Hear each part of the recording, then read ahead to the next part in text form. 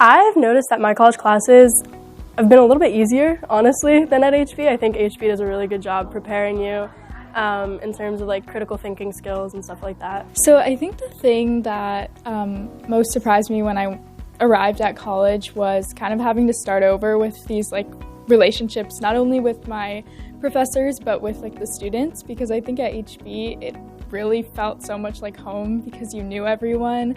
Even if you were just passing in the halls, like you would recognize 5 people right then and there. So I think that was a little bit difficult, just coming to this new space where I didn't really know anyone and having to start over with that. And then also the classes, academically, the classes were a lot bigger and there was a lot less support like we had at HB, so that was something I had to adapt to. Surprisingly, my interests have pretty much stayed the same.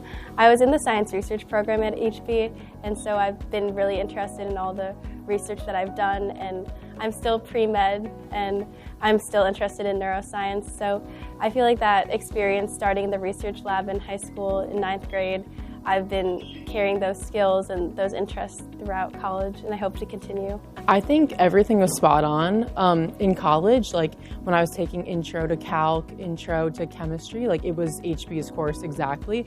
It didn't require me to study too much for it because I had just came out of it. So I loved it. Like I didn't have to like consult the textbook all the time or like be confused or like ask too many questions just because I had learned it all at HB before.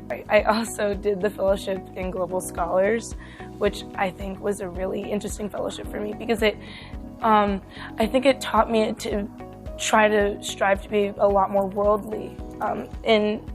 Where I go to school, we know the campus environment to be kind of a bit of a bubble.